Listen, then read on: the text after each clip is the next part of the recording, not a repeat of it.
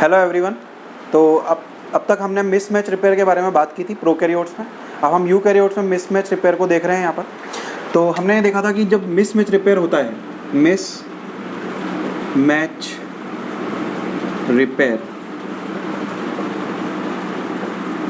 तो mismatch repair के अंदर सबसे पहले रिकॉग्नाइजेशन होता था। उसके बाद में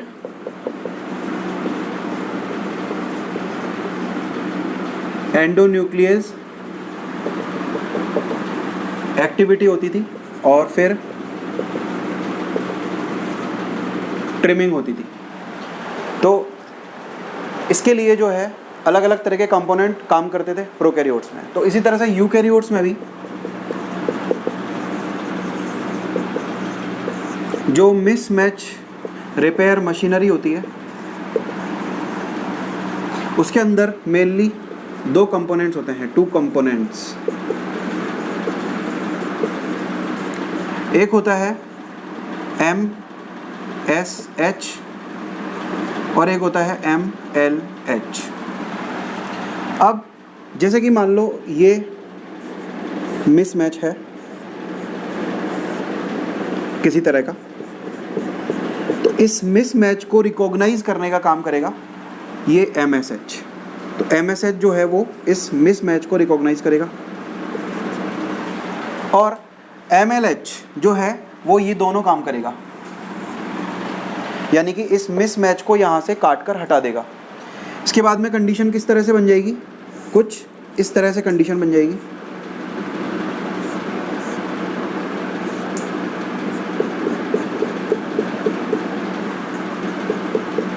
यानी कि एक गैप जैसा बन गया है। इसके बाद में इस गैप को फिल करने का काम करेगा RNA polymerase delta epsilon and ligase आएगा। ये तो गैप फिलिंग करेगा और ये निक सीलिंग कर देगा।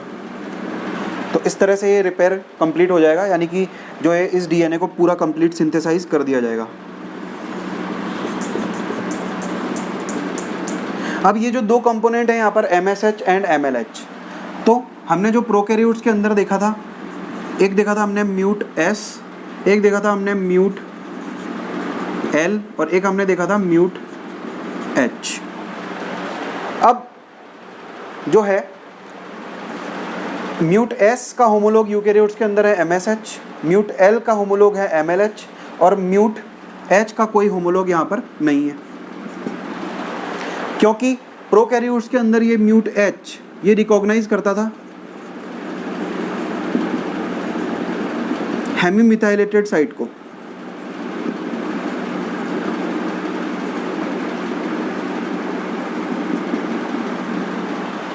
हेमीमिथाइलेटेड साइट जो है उसमें क्या होता था, एक जो पेरेंटल स्ट्रैंड होती थी और एक डॉटर स्ट्रैंड होती थी।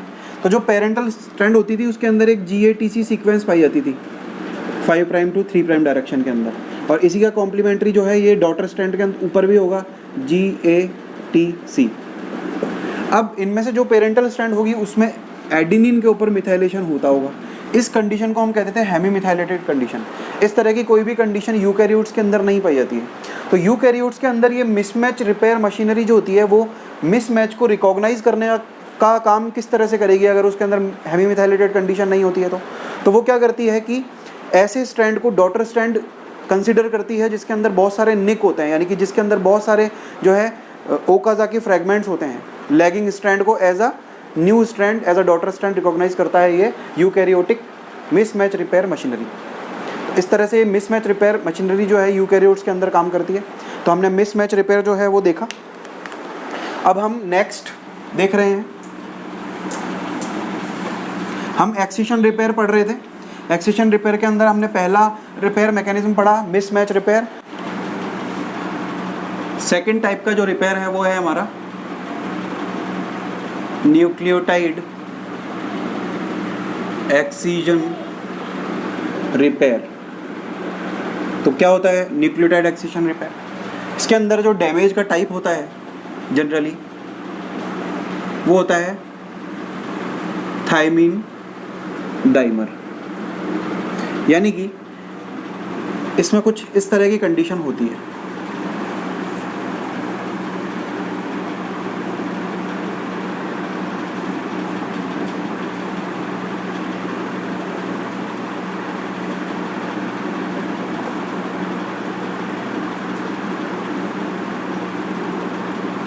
अब ये इनसे हाइड्रोजन बॉन्डिंग नहीं कर पा रहा है, तो एक लेजन क्रिएट हो गया है यहाँ पे। तो ये जो लेजन है ये न्यूक्लियोटाइड एक्सिशन रिपेयर के द्वारा ठीक हो सकता है। लेकिन यहाँ पर जो है दो कंडीशन देखने को मिल सकती हैं, यानी कि या तो ये फ्री डीएनए है जो ट्रांसक्रिप्शन में इन्वॉल्व नहीं है, और एक ऐसा डीएनए भी हो सकता है जिसके अंदर जो है इस तरह की कंडीशन देखने को मिल सकती है।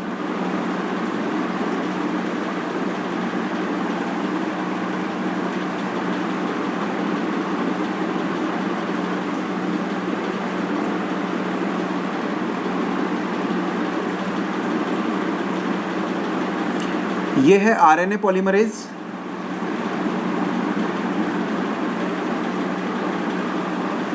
ये है एमआरएनए, और ये है डीएनए जिसके अंदर की थाइमिन डाइमर का फॉर्मेशन हो गया है, यानी कि एक डैमेज आ गया है। अब जैसे ही डैमेज आया तो ये आरएनए पॉलीमरेज आगे आरएनए का सिंथेसिस नहीं कर पाएगा, ये यहाँ पर रुक जाएगा, पॉज हो जाएगा। तो ये दो कंडीशन के अंदर जो है मिसमैच रिपेयर मशीनरी को एक्टिवेट, वो न्यूक्लियोटाइड एक्सिशन रिपेयर मशीनरी को एक्टिवेट किया जा सकता है और इस डैमेज को रिपेयर किया जा सकता है। अब इस वाली कंडीशन के अंदर जो रिकॉग्नाइजेशन के लिए जो कंपोनेंट्स आते हैं उन्हें हम कहते हैं UVR A and B, UVR A and B। तो यहाँ पर तो डायरेक्ट UVR A इस तरह से होता है और UVR B इस तरह से होता है। ये तो है UVR A, ये भी UVR A और ये है UVR B। इस तरीके से ये कनेक्ट करने का काम करता है UVR A और UVR, दो UVR A को UVR B। अब इसके अंदर क्या होता है कि इस कंडीशन में जब ये आरएनए पॉलीमरेज जो है रुक गया है ट्रांसक्रिप्शन करने के दौरान, तो इस कंडीशन को, पॉज्ड कंडीशन को रिकॉग्नाइज करने के लिए एक फैक्टर आता है जिसको हम कहते हैं ट्रांसक्रिप्शनल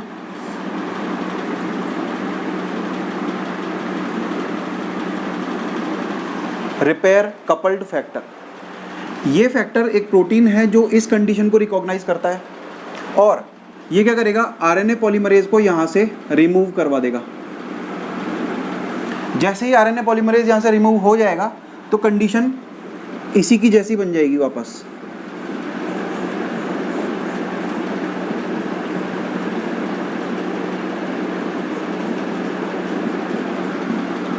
यहाँ पर एडेनिन है और एडेनिन है। अब यहाँ से और यहाँ से प्रोसेस कॉमन रहेगा।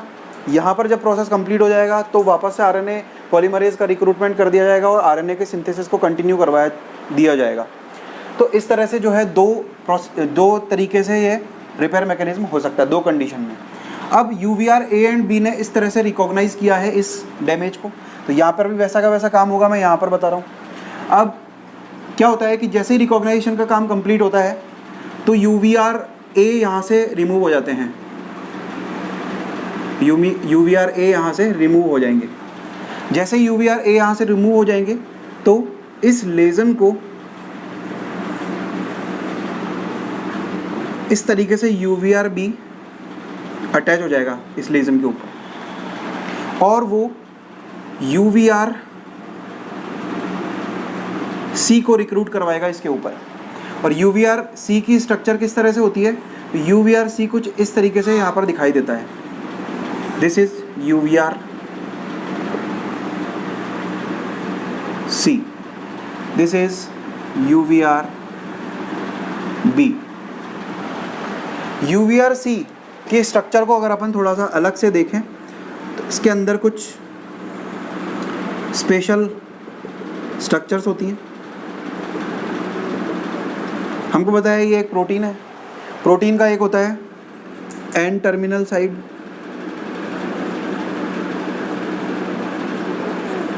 एन टर्मिनल, एक होता है इसका सी टर्मिनल।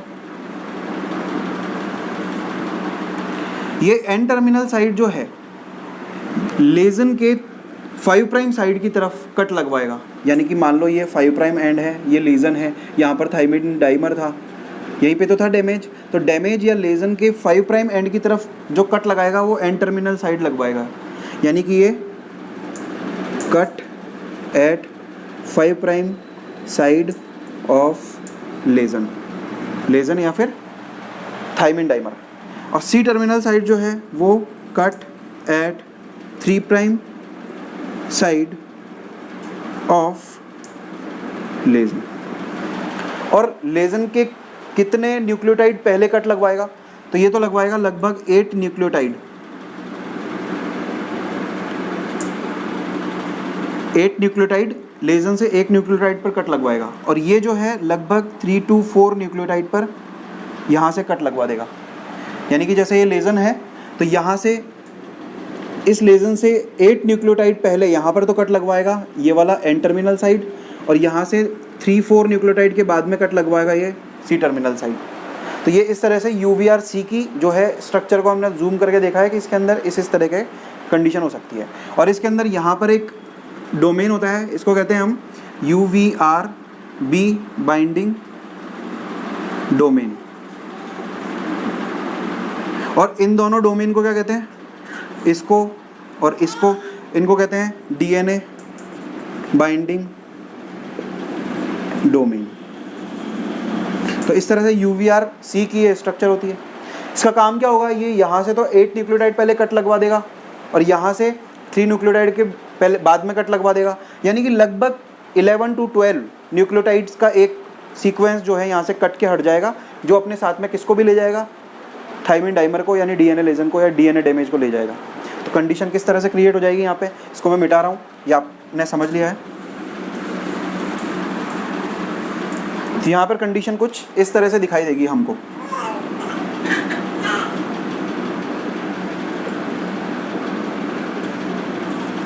ये लगभग 12 न्यूक्लियोटाइड का सीक्वेंस जो है कट के हट गया है यहाँ से।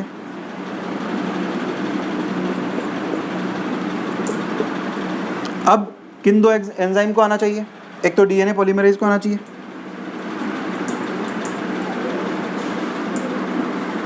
प्रोकैरियोट्स की बात हो रही है तो DNA पॉलीमरेज थर्ड आएगा यहाँ पर। इसके बाद में लाइगेज आएगा,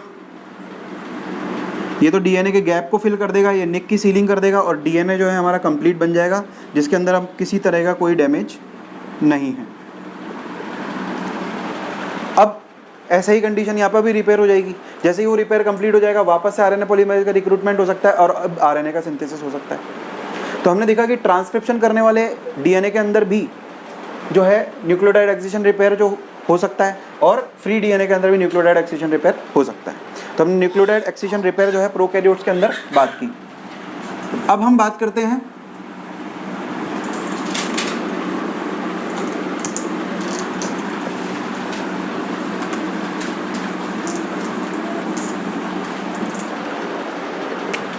nucleotide excision repair in eukaryotes.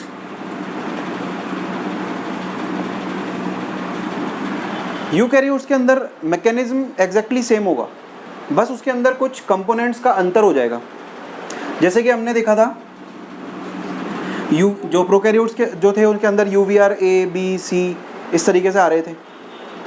तो अब क्या होगा कि यहाँ पर जो फैक्टर होंगे उनको UVR, UVA, UVB ये सब ना बोल करके क्या बोलेंगे, XPA, XPB, इस तरीके से XPG तक के होते हैं यहाँ पर, और वो मिलकर के काम करते हैं और न्यूक्लियोटाइड एक्सिशन रिपेयर को करवाते हैं यूकैरियोट्स के अंदर। अब वो किस तरह से करवाते हैं, तो हम यहाँ देखते हैं A, B, C, D, E, F and G।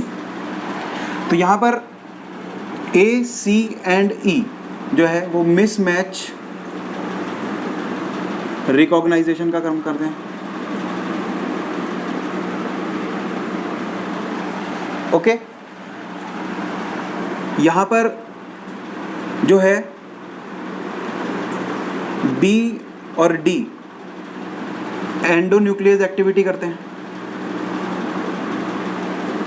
Endonuclease activity का मतलब जैसे वहाँ पर UVRC एंडोन्यूक्लियस एक्टिविटी कर रहा था, और इसी तरह से UVRF एंड G ये करते हैं एक्सोन्यूक्लियस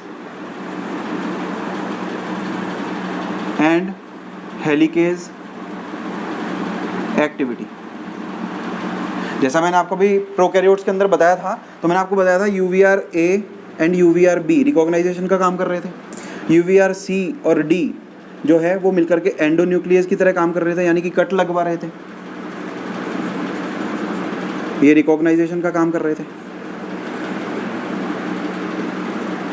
और एक जो मैंने नहीं बताया वो मैं भूल गया था, वो था यूवीआर सी। अब यूवीआर डी जो मैंने आपको नहीं बताया था, यूवीआर डी का काम होता है हेलिकेज एक्टिविटी करना, यानी कि वो जो 12 न्यूक्लियोटाइड का एक सीक्वेंस 11-12 का बना था उसको यहाँ से हटाने का काम कौन करेगा? यूवीआर डी, जो हेलिकेज एक्टिविटी की तरह काम कर रहा है। तो ऐसे ही काम करने वाले यहाँ पर भी हैं फैक्टर्स। तो ये यहाँ क्या करेंगे, ये भी इसी तरह से प्रोकैरियोट से थोड़े से लंबे सीक्वेंस को, यानी लगभग डबल लंबाई के जो सेगमेंट है उसको काट कर यहाँ से हटा देंगे, और यूकैरियोटिक पॉलीमरेज आएगा, यानी कि यूकैरियोटिक जैसे डीएनए पॉलीमरेज डेल्टा एप्सिलॉन आएंगे, वो उस गैप को फिल कर देंगे। लाइगेज एंजाइम आएगा जो निक सीलिंग का काम कर देगा, यानी कि जो बना है उनके बीच में एक फॉस्फोडाइस्टर बॉन्ड जो रह गया है उसको सील करने का काम लाइगेज कर देगा। इस तरीके से ये न्यूक्लियोटाइड एक्सिशन रिपेयर जो है वो यूकैरियोट्स के अंदर भी हो सकता है। अब न्यूक्लियोटाइड एक्सिशन रिपेयर जो होता है वो दो तरह का हो सकता है। यूकैरियोट्स में ही हम बात कर रहे हैं, दो तरह का हो सकता है। एक तो global genome nucleotide excision repair, global genome nucleotide excision repair, और दूसरा होता है transcriptional coupled nucleotide excision repair. यानी कि global genome nucleotide excision repair, जिसकी की मैंने अभी बात की थी थोड़ी देर पहले, यानी जिसके अंदर एक्सपी, यानी एक्सपी का मतलब वहाँ पर होता था जीरोडर्मा पिगमेंटोसम। तो यहाँ पर जो काम में आने वाले हैं ये सेम प्रोसेस है जो अभी मैंने मिटाया है। तो उसके अंदर जो प्रोटीन काम कर रहे थे उनका नाम भी इसी तरह से होगा, क्योंकि अगर ये वाला global genome nucleotide excision repair काम नहीं करता है किसी ह्यूमन के अंदर, तो उसके अंदर जीरोडर्मा पिगमेंटेशन एक तरह का स्किन कैंसर हो जाता है उसके अंदर। इसलिए इस रिपेयर में इन्वॉल्व होने वाले प्रोटीन को एक्सपी से डिनोट करते हैं, जैसे प्रोकैरियोट्स के अंदर यूवी से डिनोट कर रहे थे उसी तरह से। तो यहाँ पर वही एक्सपी या एक्सपी ए, बी, सी, डी, ई, एफ, जी, ये वाले प्रोटीन इन्वॉल्व होता है। इसी तरह से यहाँ पर जो होता है, इस तरह का जो डैमेज होता है इसके अंदर उन डीएनए का जो है रिपेयर, उन डीएनए के डैमेज को रिपेयर किया जाता है जो ट्रांसक्रिप्शन में इन्वॉल्व होते हैं। सेम कंडीशन जो मैंने बताई थी आपको कि जैसे इस तरह से किसी डीएनए का ट्रांसक्रिप्शन चल रहा है, आरएनए पॉलीमरेज यहाँ पर स्टॉल हो गया है, यानी कि यहाँ पर कोई थाइमिन डाइमर आ गया है, तो अब इसका पहले रिपेयर करना पड़ेगा और उसके बाद इसका कंटिन्यू करवाना पड़ेगा आरएनए पॉलीमरेज को। तो यहाँ पर क्या होता है कि इस आरएनए पॉलीमरेज के अंदर एक फैक्टर होता है, आरएनए पॉलीमरेज के साथ में एक फैक्टर बाइंड होता है जिसको कहते हैं TF2H, और इसी फैक्टर के अंदर होता है XP, B एंड D, यानी इसी के साथ एसोसिएट होते हैं ये फैक्टर। और ये फैक्टर जो है इन्हीं की तरह काम करते हैं। हमने देखा था B और D जो है वो एंडोन्यूक्लियस का काम करते थे, इसी तरह से F और G जो है वो एक्सोन्यूक्लियस। अब ये रिक्रूट करवाएंगे वापस से बाद में XP, F एंड G को, ये वापस से हेलिकेज एक्टिविटी करेंगे और एक्सोन्यूक्लियस एक्टिविटी करेंगे। उसके बाद में डीएनए पॉलीमरेज आएगा, उसके बाद में लाइगेज आएगा, और इस तरह से रिपेयर हो जाएगा। इस वाले रिपेयर से जो डिजीज़ होती है उसको हम कहते हैं जीरोडर्मा पिगमेंटोसम। ये एक हेरिडिटरी डिजीज़ है।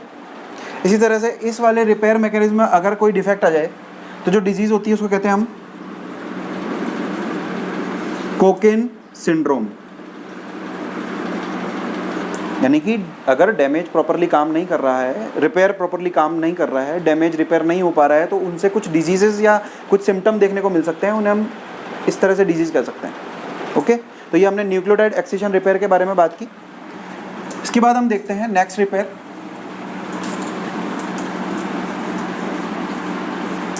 जिसको हम कहते हैं base excision repair. Base excision repair, base accession repair में क्या होता है कि कोई अनयूजुअल बेस का इनकॉर्पोरेशन हो जाता है डीएनए के अंदर, अनयूजुअल बेस इनकॉर्पोरेशन। इसका मतलब क्या होता है कि हमें पता है कि नॉर्मल बेस पेयरिंग के अंदर एडेनिन के सामने थाइमिन होना चाहिए, गुआनिन के सामने साइटोसिन होना चाहिए और साइटोसिन के सामने गुआनिन को होना चाहिए।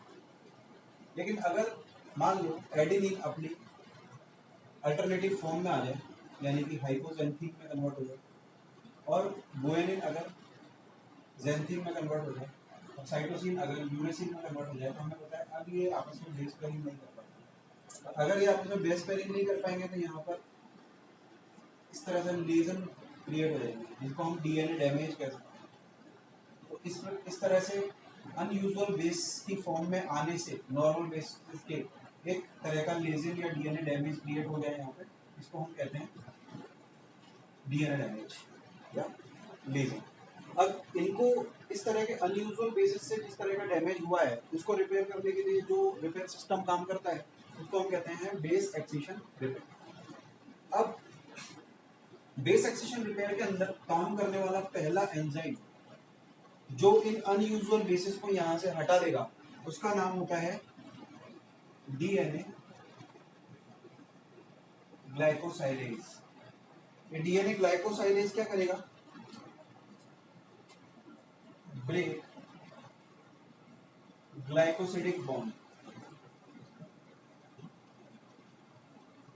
ये इनके ग्लाइकोसिडिक बॉन्ड को ब्रेक कर देगा। जैसे हम किसी एक एग्जांपल को ले लेते हैं, जैसे मान लो मैंने ये ले लिया कि यहाँ पर थाइमिन है और ये एक लेजर बना हुआ है, यहाँ पर अनयूजुअल बेस है एडेनिन है जो हाइपोजेंथिन में कन्वर्ट हो गया है और ये इस तरह से लेजर है।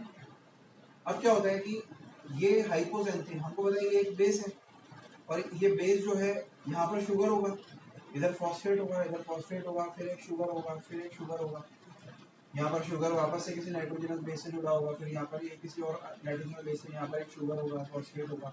इस तरह से ये कंडीशन होती है। तो हमको पता है कि ये आपस में बेस पेयरिंग तो नहीं कर पा रहे, लेकिन ये वाला जो हाइपोजेंथिन है ये शुगर के साथ तो ग्लाइकोसिडिक बॉन्ड बना ही रहा है। इस बॉन्ड को क्या बोलेंगे, ग्लाइकोसिडिक बॉन्ड। अब ये ग्लाइकोसिडिक बॉन्ड अगर बन गया है तो इस ग्लाइकोसिडिक बॉन्ड को ब्रेक करने का काम कौन करेगा, डीएनए ग्लाइकोसाइलेज। अभी जैसे ही ये ग्लाइकोसिडिक बॉन्ड ब्रेक होगा तो ये हाइपोजेंथिन यहाँ से हट जाएगा और ये इसके हटते ही एक कंडीशन क्रिएट होगी जिसको हम एपी कंडीशन बोलेंगे। इस कंडीशन को आप यूरिनिक कंडीशन भी बोल सकते हैं और अपैरामेटिक कंडीशन भी बोल सकते हैं।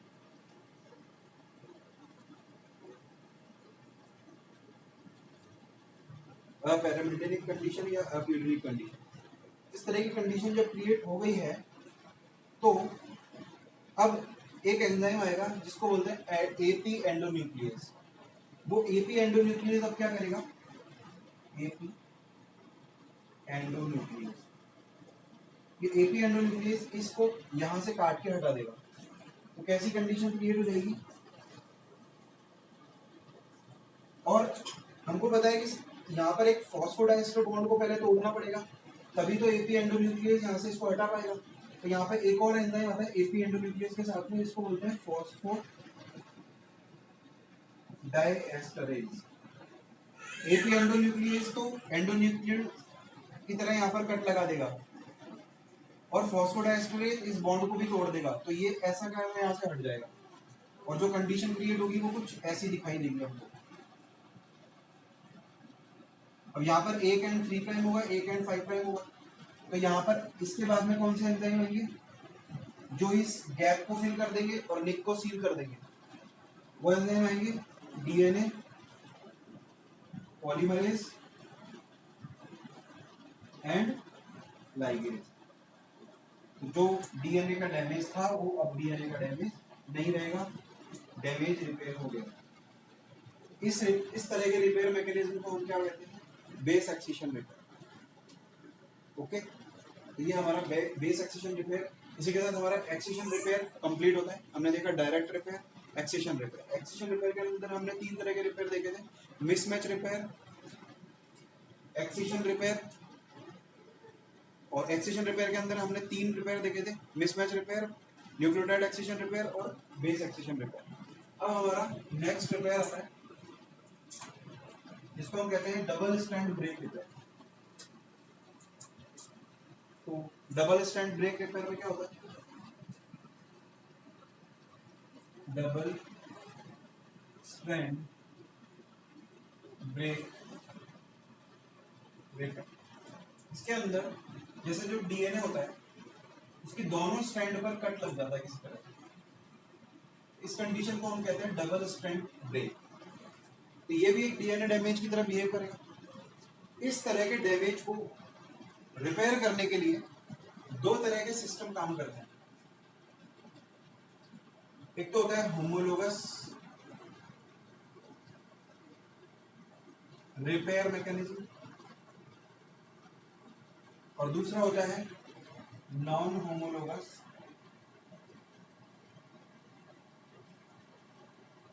एंड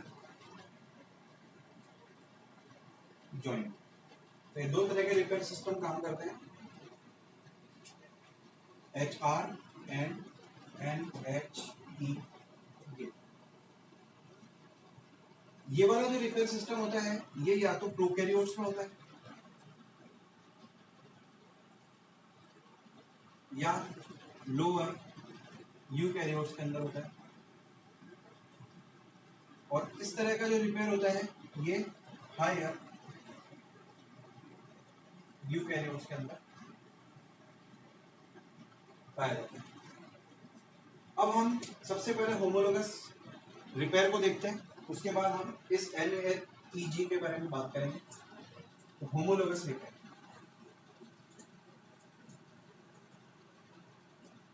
जो होमोलोगस रिपेयर होता है उसके अंदर जो 2 होमोलोगस डीएनए होते हैं उनमें से एक के अंदर डबल स्ट्रैंडेड ब्रेक होता है और दूसरे वाले डीएनए की इंफॉर्मेशन का यूज करके दूसरे वाले डीएनए की डबल स्ट्रैंडेड डैमेज को, ब्रेक वाले डैमेज को ठीक कर दिया जाता है। तो वो कैसे होता है हम इसको देख रहे हैं डायग्रामेटिक फॉर्म में। जैसे मान लो ये एक डीएनए है और इसका होमोलोगस दूसरा डीएनए ये है।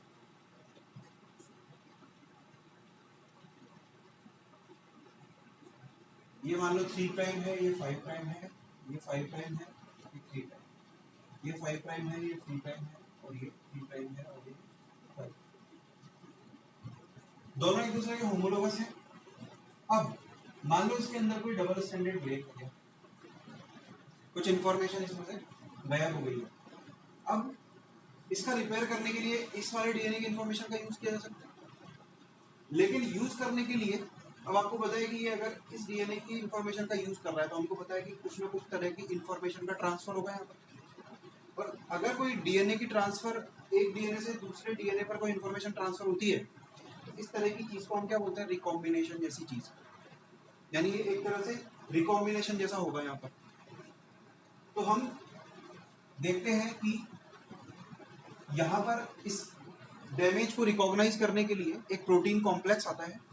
उस प्रोटीन कॉम्प्लेक्स को हम क्या कहते हैं, ये तो है डबल स्ट्रैंड ब्रेक, जो एक डैमेज की तरह काम कर रहा है। इस डैमेज को रिकॉग्नाइज किया जा रहा है, इसको रिकॉग्नाइज करेगा कौन, रैक बीसीडी। रैक बीसीडी क्या होता है, एक प्रोटीन कॉम्प्लेक्स होता है जिसके अंदर एक डी होता है, रैक डी, रैक बी और रैक सी।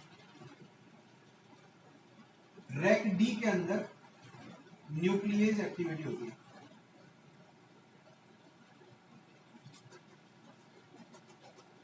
अब ये रैक बीसीडी इस डबल स्टैंडर्ड ब्रेक को रिकॉग्नाइज करेगा और रिकॉग्नाइज करने के बाद वो क्या करेगा,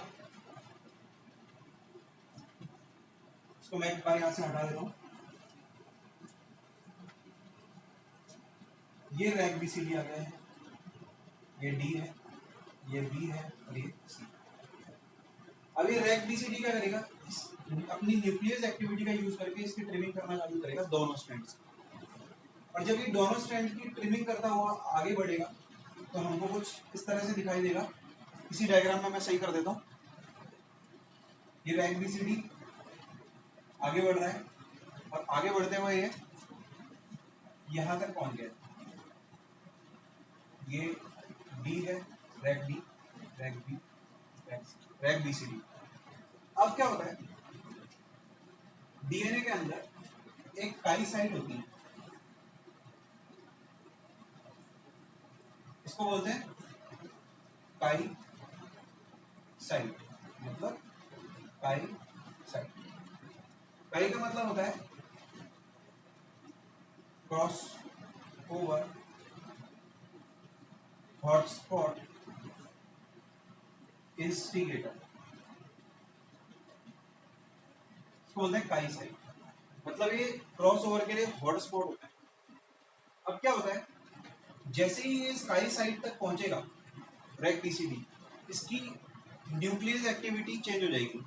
मतलब इसका मैकेनिज्म अननोन है, लेकिन ऐसा ही होता है कि इसकी न्यूक्लियस एक्टिविटी इस तरह से चेंज होती है कि अब क्या करेगा, ये काई साइट है और काई साइट के आते ही क्या हुआ, ये इस 3 प्राइम वाले की ट्रिमिंग तो चालू रखेगा, कंटिन्यू रखेगा, और 5 प्राइम वाले एंड की ट्रिमिंग को बंद कर देगा। ये तो हमको कैसा दिखाई देगा थोड़े टाइम के बाद में, ये काई साइट थी, रैक बीसीडी आगे बढ़ता जा रहा है, आगे बढ़ते बढ़ते ये यहां तक पहुंच गया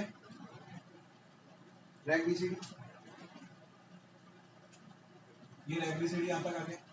ये डी न्यूक्लियस एक्टिविटी वाला है, ये बी है, ये सी। इसने क्या किया, इसकी ट्रिमिंग को तो रोक दिया, लेकिन इसकी ट्रिमिंग को करता चला गया। ये वाला स्ट्रैंड लंबा हो गया और वो कैसा दिखाई दे रहा है हमको, वो हमको कुछ इस तरह से दिखाई देगा। इसके यहाँ पर काई साइट भी है। अब क्या होता है, जैसे ही ये इस तरह से हो जाता है, इसको रिकॉग्नाइज किया जाता है एक प्रोटीन फिलामेंट के द्वारा। एक फिलामेंटस प्रोटीन होता है, उसको कहते हैं हम रैक ए। ये फिलामेंटस प्रोटीन है, इसको हम रैक ए कहते हैं। ये इसके ऊपर हेलिकली बाइंड हो जाता है सिंगल स्ट्रैंडेड डीएनए के ऊपर। इस प्रोटीन के अंदर, जैसे मैं इसको जूम करके दिखाऊं आपको, तो जैसे ये इस तरह से बाइंड है, इसके ऊपर 2 तरह की साइट होती है, एक ये साइड और एक ये साइड। इसको बोलते हैं साइड 1, तो कहते हैं साइड 2। साइड 1 पर तो ये वाला डीएनए बाइंड हो गया, मान लो इसका कोई भी बेस हो सकता है, जैसे मान लो एडेनिन है। साइड 2 अभी खाली है। अब ये क्या करेगा, रैक ए प्रोटीन इस डीएनए की स्कैनिंग करवाएगा इस वाले डीएनए के ऊपर, क्योंकि ये 5 प्राइम टू 3 प्राइम है और ये 3 प्राइम टू 5 प्राइम है, इस पर तो करवा नहीं सकता, इस पर ही करवाना कॉम्प्लीमेंटरिटी के, एंटी पैरेललिटी के बेसिस पे। अब ये इस वाली स्ट्रैंड पे जब इसकी स्कैनिंग कराएगा तो हमको कैसा दिखाई देगा, ये डायग्राम मैं दूसरा बनाता हूँ, ये हमको कुछ इस तरह से दिखाई देगा। ये 3 प्राइम, ये 5 प्राइम, 5 प्राइम, ये 3 प्राइम, और रैक बीसीडी का काम खत्म हो गया, ये दोनों हट जाएंगे, ये पूरा कॉम्प्लेक्स हट जाएगा, खाली रैक ए रह जाएगा। तो हमको कैसा दिखाई देगा, ये कुछ हमको इस तरह से दिखाई देगा। ये जो एक्सटेंडेड लेंथ वाला साइड है, जिसको 3 प्राइम ओवरहैंग की बोल सकते हैं अपन, ये इस तरह से यहाँ पहुंच जाएगा। ये काई साइड है और ये सिंगल स्ट्रैंडेड डीएनए है, वो यहाँ आ गया है, और ये वाला एज इट इज है।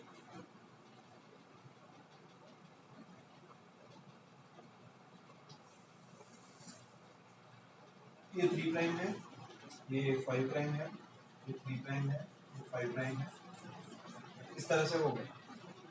अब ये रैक ए प्रोटीन इसके ऊपर बाइंड है और ये इसके ऊपर स्कैनिंग करवा रहा है। तो हमने जो बात की थी कि सेकंड वाली साइड, तो सेकंड वाली साइड के अंदर ये वाला डीएनए इस तरह से चल रहा होगा कि जब तक इसके सामने इसका कॉम्प्लीमेंट्री नहीं हो जाएगी, क्योंकि हमको पता है होमोलोगस है दोनों डीएनए, तो कहीं ना कहीं तो कॉम्प्लीमेंटरिटी आएगी। जहां भी कॉम्प्लीमेंटरिटी आएगी, दूसरे वाले डीएनए को सेकंड वाली साइड के ऊपर इंसर्ट करा देगा, और दोनों डीएनए के अंदर जैसे ही कॉम्प्लीमेंटरिटी होगी, तो अब इस वाले के साथ तो ये वाला बाइंड हो गया, तो अब ये वाला इसके साथ तो बाइंड रहेगा नहीं, अब ये वाला जो है कॉम्प्लीमेंट्री बेस पेयरिंग कर लेगा, वो नीचे आ जाएगा इस वाले डीएनए के पास। तो किस तरह की कंडीशन हमको दिखाई देगी कि जब ये इसके साथ बेस पेयरिंग कर चुका होगा तो ये इस तरह से हो जाएगा, इकाई साइड वाली साइड है इस तरह से, और ये वाला जो ब्लू वाला डीएनए है ये इस तरह से हो जाएगा ऐसे। और जैसे ही ऐसा हो जाएगा तो ये वाला 5 प्राइम एंड है, ये भी इसके कॉम्प्लीमेंट्री होगा क्योंकि ये होमोलोगस क्रोमोसोम होगा, तो ये वाला एंड भी कुछ इस तरह से लगा जाएगा।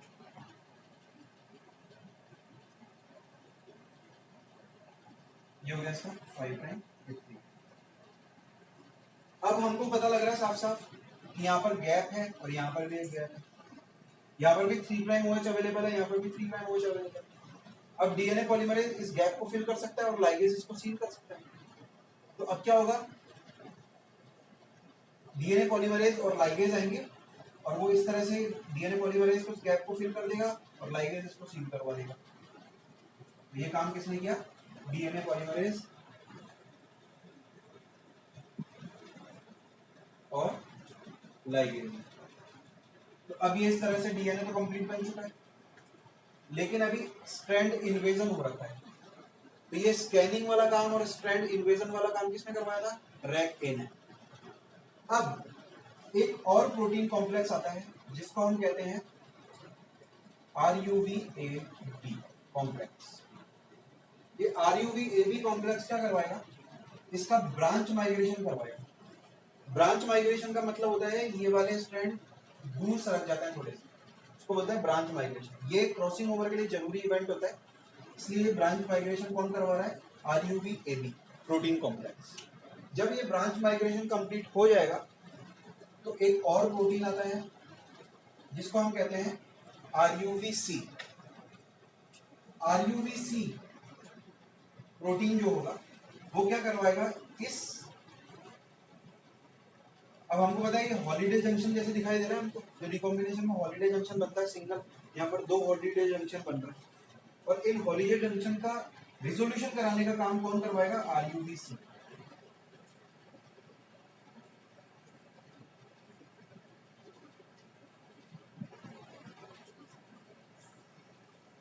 तो यहां पर जो कट है वो RUVC 2 तरीके से लगवा सकता है। एक तो वो लगवा सकता है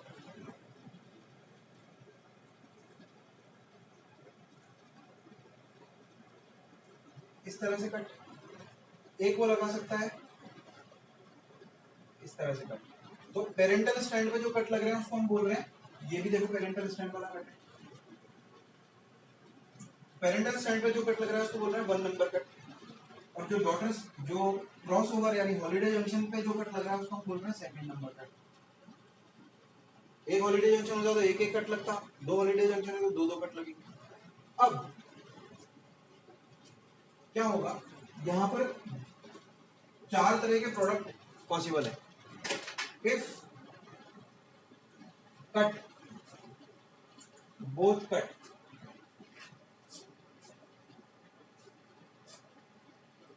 एट पेरेंटल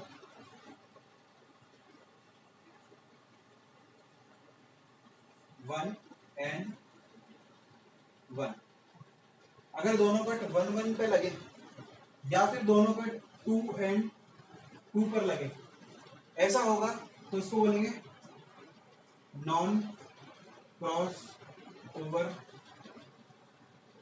प्रोडक्ट या फिर बोलेंगे पैक्ड रिकॉम्बिनेशन प्रोडक्ट। और अगर if both cut, if one cut at 1 and another on 2nd number, or if one is 2 and another is on 1, अगर ऐसी कंडीशन होगी तो इसको बोलेंगे हम क्रॉस ओवर प्रोडक्ट या फिर इसी को हम क्या बोलेंगे, स्प्लाइस्ड रिकॉम्बिनेशन प्रोडक्ट।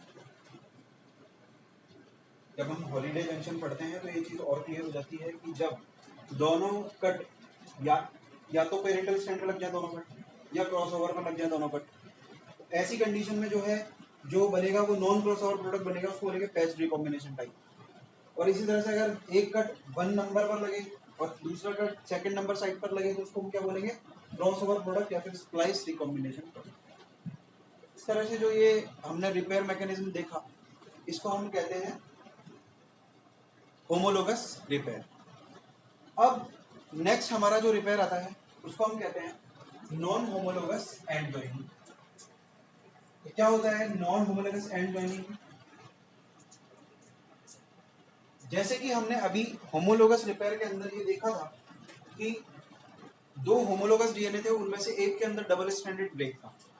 अब एक डीएनए की इंफॉर्मेशन का यूज करके दूसरे डीएनए के ऊपर जो है डैमेज को रिपेयर किया जा रहा था, लेकिन यहाँ पर ऐसा नहीं होता। नॉन होमोलोगस एंड जॉइनिंग में ऐसा नहीं होता। तो इसके अंदर क्या होता है, इसके अंदर कोई भी रैंडम डीएनए हो, उनको आपस में जोड़ना हो, या फिर कोई डीएनए है उसमें किसी तरह का कोई डबल स्ट्रैंडेड ब्रेक लग गया है, ये भी तो डबल स्टैंडर्ड ब्रेक ही लगे होंगे तभी तो बने होंगे ऐसे प्रोडक्ट भी।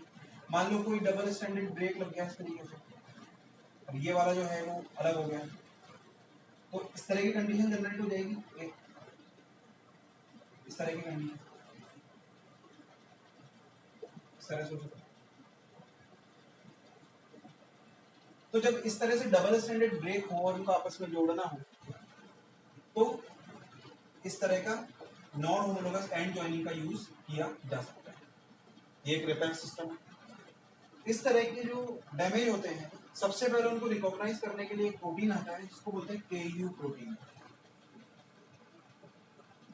केयू प्रोटीन 2 तरह के होते हैं, KU70 और KU80। KU70 और 80 प्रोटीन इन इस तरह के डैमेजेस को रिकॉग्नाइज कर लेते हैं। जैसे ये KU जो है 70 80 इधर आकर के मिलता है, ये 70 और 80 यहाँ पर आकर के मिलता है। तो इसने क्या किया, इस डबल स्टैंडर्ड ब्रेक को रिकॉग्नाइज कर लिया है KU70 और 80 को। अब ये क्या करेंगे, ये टेट्रामराइज हो जाएंगे, आपस में ये टेट्रामराइज हो जाएंगे और इन डबल स्टैंडर्ड ब्रेक्स को आपस में पास में ले आएंगे। तो कैसी कंडीशन दिखाई देगी हमको इस तरह से कंडीशन दिखाई देगी, इस तरह से।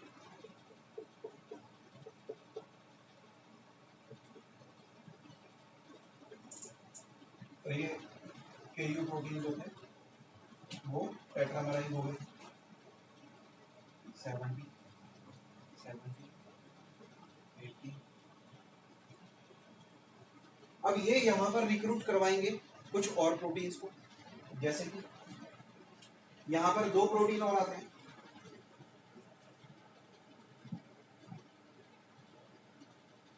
एक तो होता है उसको कहते हैं आर्टेमिस, और दूसरा एक प्रोटीन आता है जिसको कहते हैं हम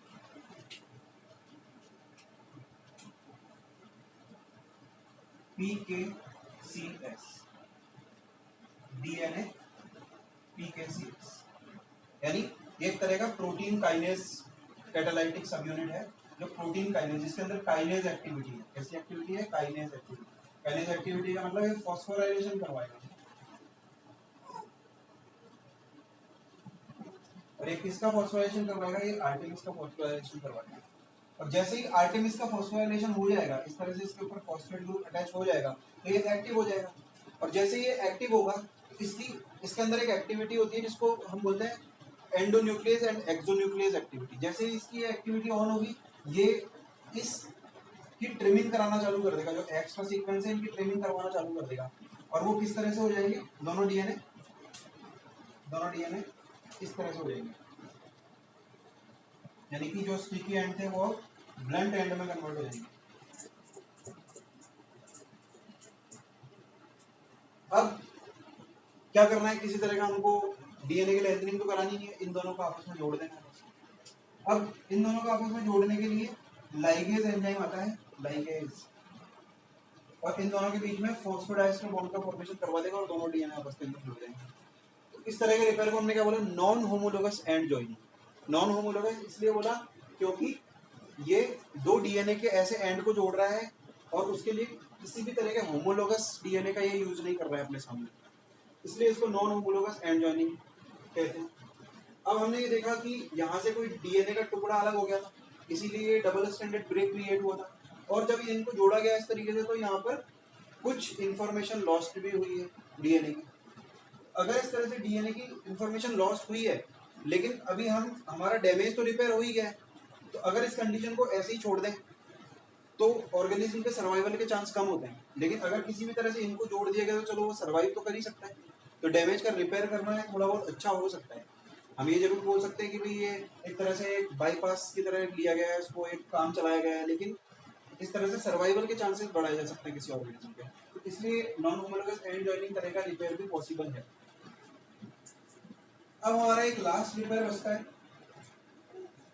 जिसे हम कहते हैं ट्रांसलेशन सिंथेसिस। कौन सा रिपेयर है ये, TLS repair, translation synthesis repair. इसी को हम कहते हैं error prone repair.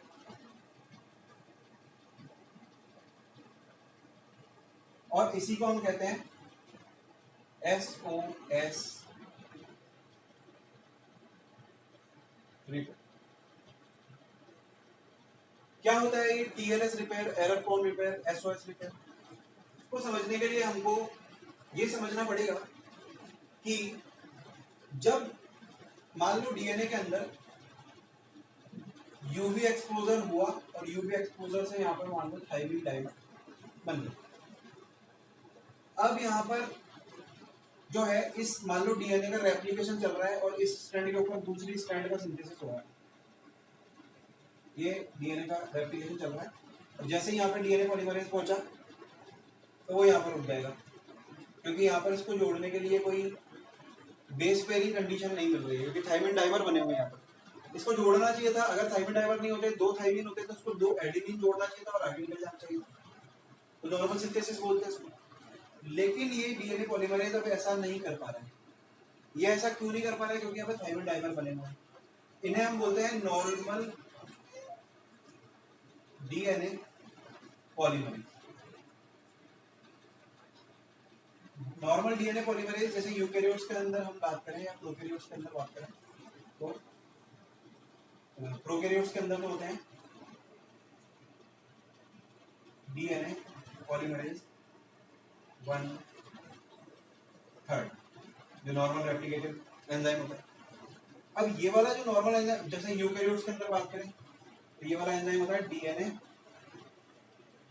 Polymerase delta and F. ये नॉर्मल डीएनए पॉलीमरेज है, ये इस तरीके के डीएनए को आगे नहीं बढ़ा सकते, इस तरह के डीएनए का सिंथेसिस नहीं कर सकते। तो अब स्पेशल टाइप के डीएनए पॉलीमरेज को बुलाया जाता है जिनको हम कहते हैं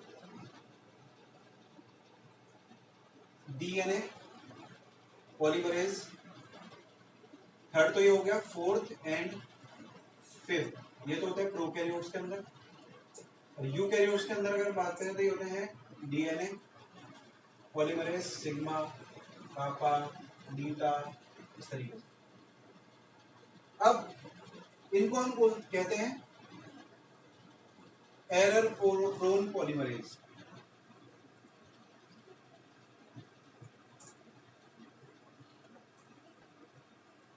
और ये पॉलीमरेज ऐसे होते हैं जो इस थायमिन डाइमर के सामने भी न्यूक्लियोटाइड्स को ऐड कर सकते हैं, लेकिन ये रैंडमली किसी भी न्यूक्लियोटाइड को ऐड कर देंगे, ऐसा कोई स्पेसिफिक ऑर्डर नहीं रहेगा कि इसके सामने ये एडेनिन नहीं जोड़ेंगे, ऐसा कुछ नहीं होगा। तो क्या होगा, ये इसके आगे जो है किसी को भी जोड़ देंगे, इसलिए इनको एरर प्रोन कहते हैं। और अगर वो किसी को भी जोड़ देंगे और थायमिन डाइमर ऐसा का ऐसा रहा तो फिर वो बेस पेयरिंग भी नहीं कर पाएंगे, तो इसलिए इनको ट्रांसलेशन सिंथेसिस वाले बोलते हैं, क्योंकि जो भी जोड़ेंगे वो इस तरीके से रहेगा, क्योंकि इन्होंने किसी को भी जोड़ दिया है। तो कुछ नहीं जोड़ने से अच्छा तो किसी को तो जोड़ दिया जाए। तो ये रिपेयर सिस्टम इसलिए भी काम करता है। और क्योंकि ये स्पेशल टाइप के पॉलीमरेज है, इसलिए इनकी एक अलग फैमिली होती है जिसको बोलते हैं Y family polymerase, Y family DNA polymerase. तो इस तरह के डीएनए को रिपेयर करने के लिए स्पेशल टाइप के डीएनए पॉलीमरेज को बुलाया जाता है, जिनको कहते हैं हम एरर प्रोन पॉलीमरेज, और वो वाई फैमिली के पॉलीमरेज होते हैं, और वो एरर प्रोन होते हैं, यानी कि वो इस एरर के होते हुए भी किसी भी न्यूक्लियोटाइड को यहाँ पर ऐड कर सकते हैं। तो अब ये रिपेयर सिस्टम कैसे काम करता है हमको ये देखना है। हमने अभी तक ये देखा है कि ये डैमेज कौन सा होता है, और हमने ये देखा है कि इस रिपेयर के अंदर कौन से तरह के पॉलीमरेज काम आते हैं। ये दो ही चीज देखी हमने अभी। अब हमको ये देखना है कि ये रिपेयर सिस्टम कैसे काम करता है और कैसे इनका ये वाले जो पॉलीमरेज होते हैं इनका सिंथेसिस करवाया जाता है। इनके जीन्स होते हैं और उस जीन को एक्टिव किया जाता है जो नॉर्मल कंडीशन में रिप्रेस्ड रखी जाती है। नॉर्मल कंडीशन में ये वाले पॉलीमरेज एक्सप्रेस नहीं होंगे, लेकिन जब डीएनए डैमेज बढ़ जाएगा तो इनको एक्सप्रेस करवाया जाएगा, इनके जीन को एक्सप्रेस करवा के इनका एक्सप्रेशन बढ़वाया जाएगा, जिससे ये पॉलीमरेज बनेंगे और फिर ये वाला काम करेंगे, इस डैमेज को रिपेयर करेंगे। तो यही हम देखते हैं कि जो डीएनए पॉलीमरेज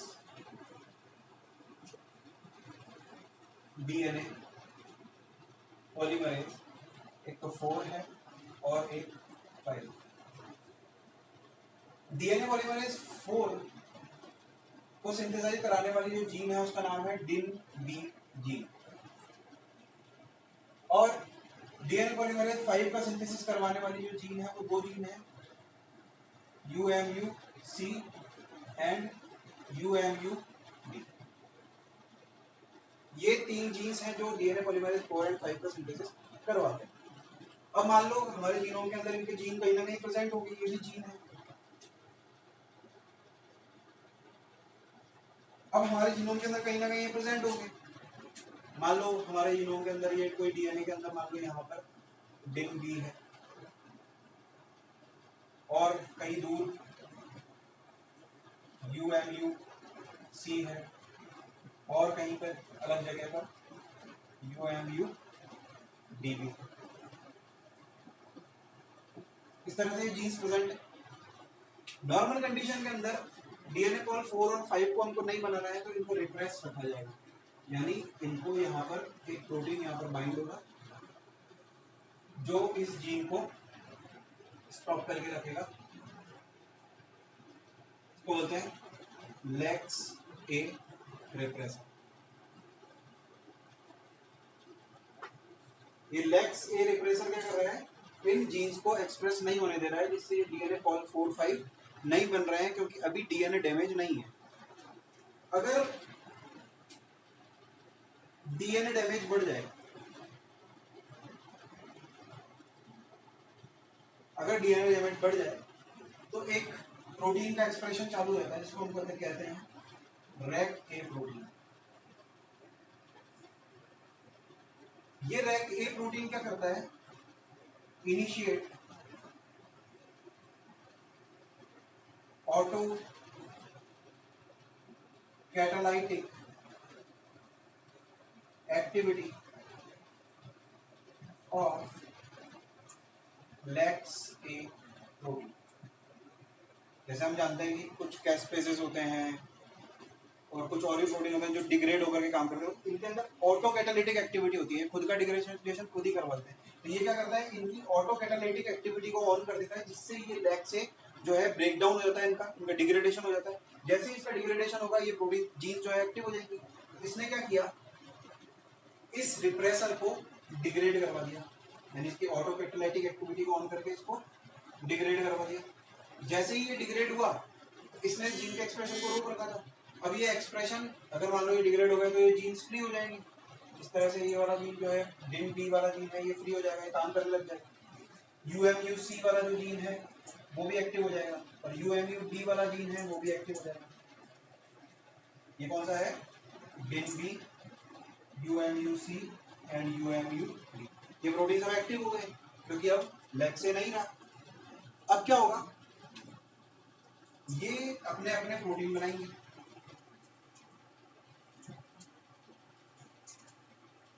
डिन बी तो बनाएगा, ये डिन बी जीन है। डिन बी जीन क्या करेगा, ट्रांसक्रिप्शन करेगा, ट्रांसलेशन करेगा और एक प्रोटीन बनाएगा जिसको हम बोलेंगे डिन बी प्रोटीन। और ये डिन बी प्रोटीन और कोई नहीं, यही है डीएनए पॉलीमरेज 4। अगर यही प्रोटीन है जो डीएनए पॉलीमरेज 4 की तरह काम करने लग जाएगा और किस में इन्वॉल्व हो जाएगा, ट्रांसलेशन सिंथेसिस रिपेयर मैकेनिज्म। इसी तरह से यूएमयूसी है, वो भी एक प्रोटीन बनाएगा। यूएमयूडी है, वो भी एक प्रोटीन बनाएगा, इसको बोलेंगे यूएमयूसी प्रोटीन, इसको बोलेंगे यूएमयूडी प्रोटीन। अब ये यूएमयूडी प्रोटीन जो है यूडी डैश प्रोटीन में कन्वर्ट हो जाएगा। इसको कौन कन्वर्ट करेगा, तो रैक ए कन्वर्ट करेगा, वही रैक ए। अब ये यूएमयूडी डैश और यूएमयूसी ये मिलकर के जो है किसका सिंथेसिस करवाएंगे, डीएनए पॉलीमरेज 5 का, और ये भी ट्रांसलेशन सिंथेसिस के अंदर इन्वॉल्व हो जाएगा। तो हमने देखा कि नॉर्मल कंडीशन में इन चीज को रोक के रखा जाता था, लेक्स ए रिप्रेसर इनको रोक कर रखता था, लेकिन जैसे रैक ए का एक्सप्रेशन हुआ, एक तो उसने लेक्स ए को डिग्रेड करवाया, इन जीन्स को एक्टिव करवाया। जैसे ये जीन एक्टिव हुए उन्होंने अपने अपने प्रोटीन को बनवाया, उन प्रोटीन्स की असेंबली से डीएनए पॉल 4 और डीएनए 5 का जो है फॉर्मेशन हुआ, और उन्होंने ट्रांसलेशन रिपेयर मैकेनिज्म के अंदर अपना अपना कॉन्ट्रीब्यूशन दिया, और ये जो है इस तरह के डैमेज को भी सही किया जा सकता है। तो इस तरह से हमारा ये रिपेयर वाला टॉपिक भी आज खत्म होता है, हमारा डीएनए रेप्लिकेशन जो है कंप्लीट होता है। अब नेक्स्ट जो भी मॉलिक्यूलर बायोलॉजी का लेक्चर होगा उसके अंदर हम ट्रांसक्रिप्शन से कंटिन्यू करेंगे। Thank you.